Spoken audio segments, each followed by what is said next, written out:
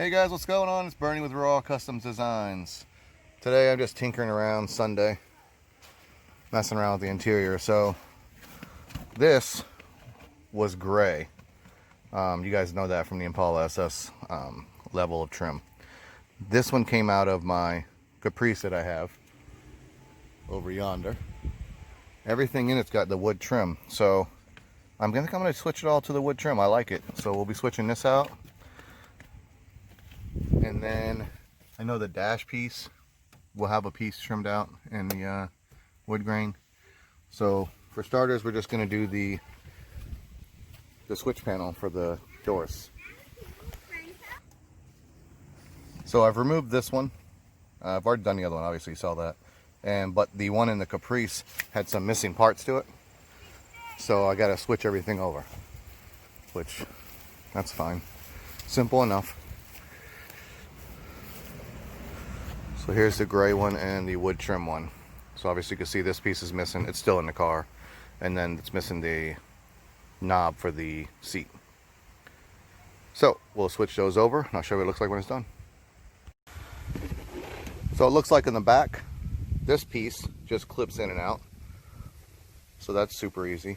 And then this one's going to be quite simple too. It just looks like 3 screws.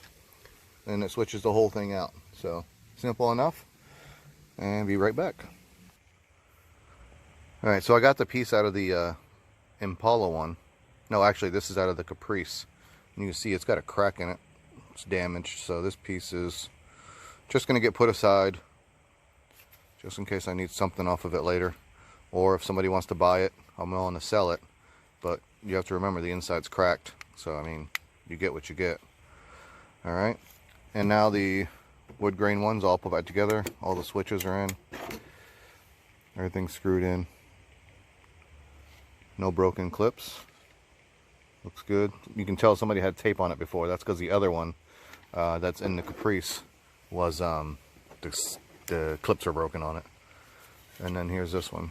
A little bit of breakage right there, but it's a Chevy interior.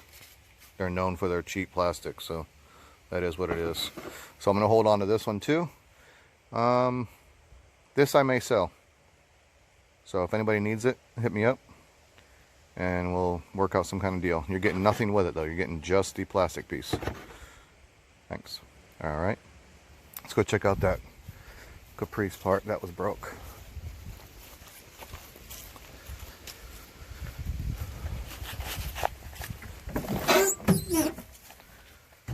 Here's the piece they had taped in,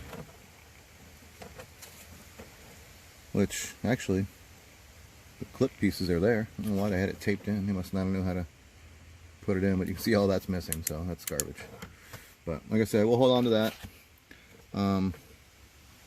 That piece is broken right there, so you probably won't be able to reuse that. There's no way to put the switch back on it, so that's pretty much trash. But I'm going to hold on to all these old parts because you just never know when something like that's going to come in handy. Here's the one off the driver's side that I took out of the Impala. I didn't have to switch anything over. Oops, that's clumsy, huh? Everything on the Caprice one was perfect, so holding on to this one for a little bit. We'll see. I may sell that one too.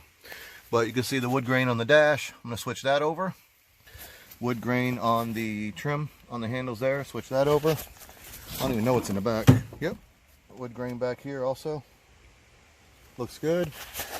Wood grain on that side looks good, and wood grain over there looks good. So yeah, I'm excited about switching over to the wood grain. And I'm also going to make the interior is going to be black on the Impala. So I think the wood grain with the already black accent background is going to look nice. Not sure about these. I've seen some billet ones.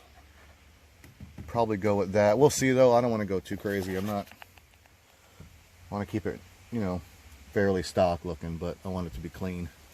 So, guys, just stay tuned.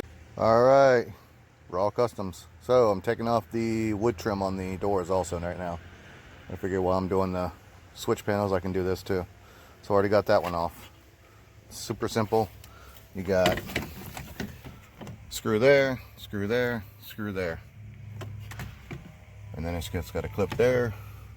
And it's just got, you know, that's it. Pretty simple. Be careful taking out the switch for the, I believe that's the mirrors. For those of you who don't know, I didn't. It's got an Allen to loosen.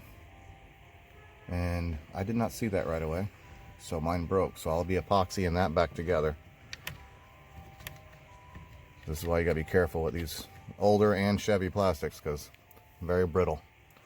So, all right, this one's gonna go get glued, and I'm gonna take the other ones off and show you what it looks like when it's done. All right, I'm getting ready to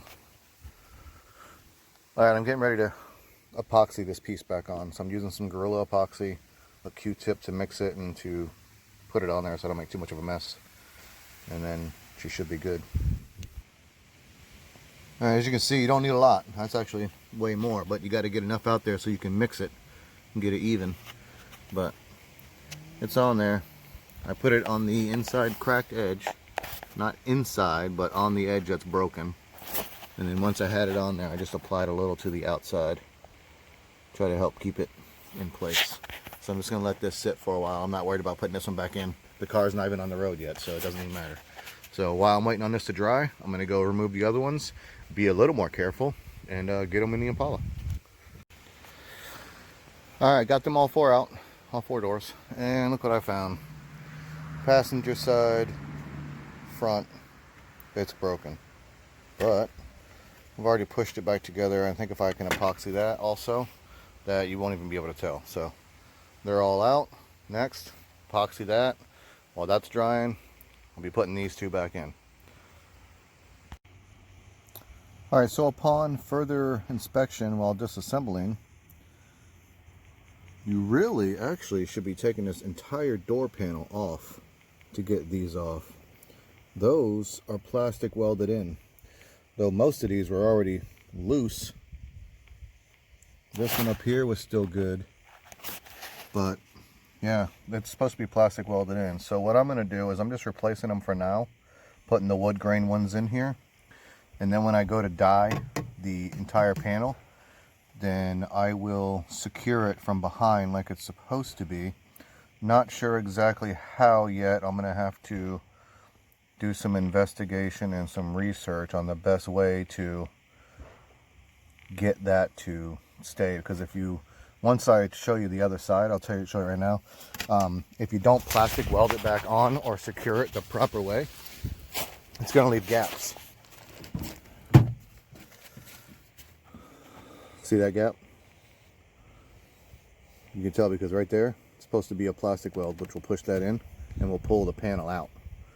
So I'm gonna have to figure out, like I said, I'll do it once and then get rid of this. Once I go to dye these, which it'll be a while before I do that, I will have a remedy for this and take care of that all the way around. But yep, it's supposed to be plastic welded from behind is how they were. So the only part that's supposed to come off is this piece, one screw. This will come out so you can get to the lock. Also, it helps take the door panel off. These two screws and the door handle is to help release the pressure of the door panel for removal also. And then the rest of it is a screw here, and then the rest of it's clips from behind. So, and also here, you know about those already. But yep, that's that. So don't just go pulling these off. If yours are on tight, do not pull them off, because it will not look the same after you're done. But that's okay. We will get that fixed later. Alright, well, I've still got more daylight, so decided I'm going to keep on ripping and tearing, but gently. So I took all four door panels off to see what kind of shape these door panels were in, because I do want to do custom door panels with speaker pods, fiberglass and a couple 6.5s and tweeter on each side. But I'm just taking it apart for right now just to see how everything is. I don't know if that duct tape's supposed to be some kind of sound deadener. There's no speaker in there, so that's weird. Or they're just trying to keep a moisture barrier. Could be. Did the same thing over here. So somebody's had the panels off before, but they're not in bad shape. They're pretty nice.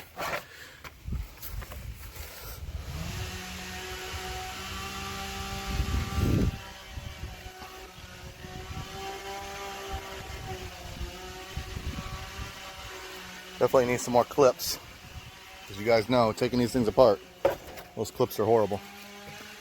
So now what I'm gonna do is I'm gonna take the dash off the underside there and see what it's gonna take to get that center black with wood grain out so I can put it on mine. I know it's plastic welded in from behind, so I need to get this dash piece apart and take a look and see what I can do. Stay tuned.